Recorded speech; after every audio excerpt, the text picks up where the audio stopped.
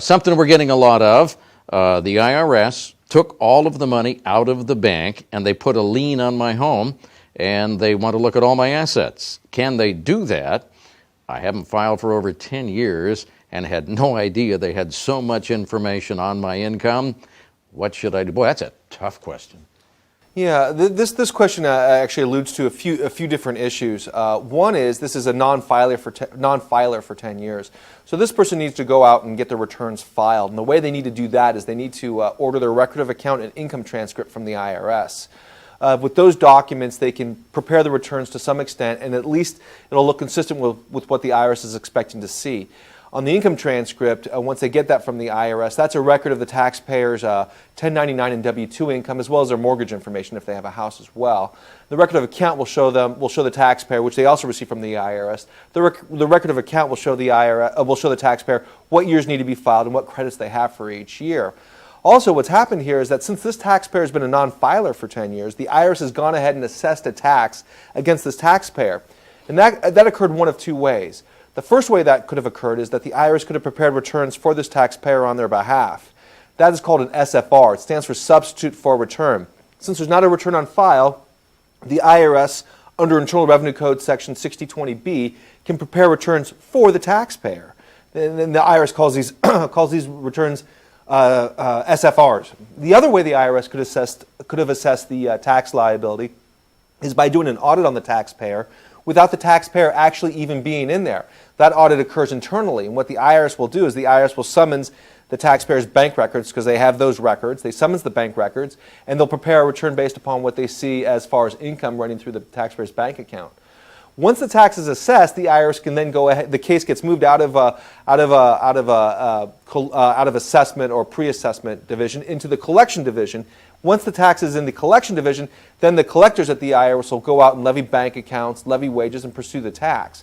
So this taxpayer needs to lower their tax liability by filing the missing returns and simultaneously deal with the collection division to stop the collection activity.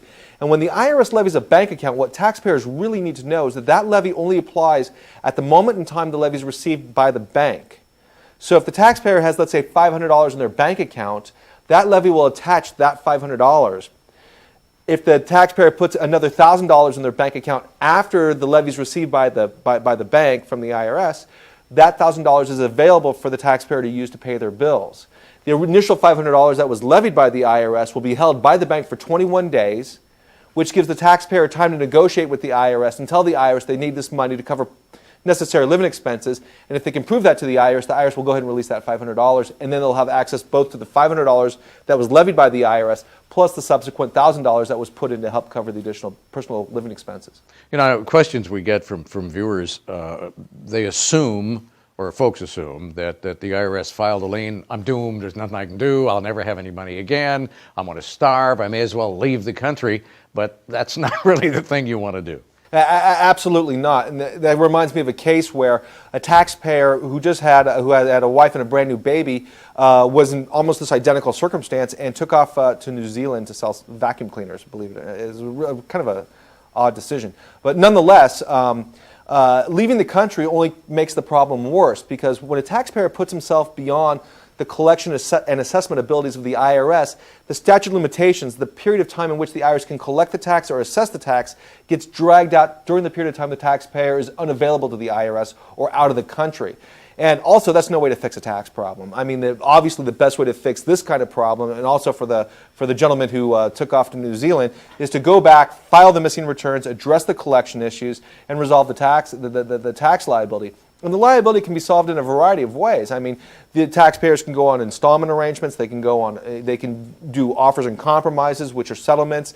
They can go on hardship status. The IRS has a lot of different rules that are contained in the Internal Revenue Manual that allow taxpayers to resolve their tax issues. And Sam, let's get into that offer and compromise a bit, because I know that's presented by a lot of companies as, oh, the offer and compromise, everything is rosy, it's all done, your tax liability goes away. There's a tad more to it than that. Yeah, absolutely. The IRS processes about 45 or 50,000 offers and compromises a year, which is a very, very small portion of the amount of people who have tax problems. There's probably 17 to 20 million people out there who have a tax problem, and only 50,000 offers and compromises are being submitted. To make an offer and compromise work, The taxpayer has to make their financial circumstances fit an IRS equation or an IRS algorithm. And the IRS equation is basically this. The IRS will settle any amount of tax liability if the taxpayer can show that they're living paycheck to paycheck, they have very little equity and assets, and that their necessary living expenses are reasonable. You can't go out and live in a mansion and drive a Rolls Royce and say to the IRS, hey, look, I'm barely surviving, because you're not surviving at what the IRS considers to be a reasonable level. But if you are surviving at a reasonable level, then the IRS is more than willing to settle the case. There's no issue about that.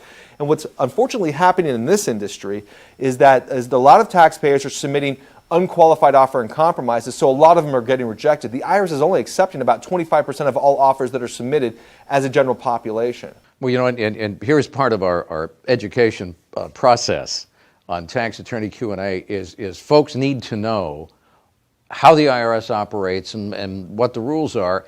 And this offer and compromise thing is pretty much it's a mathematical formula based on your inputs, and everybody's going to be entirely different.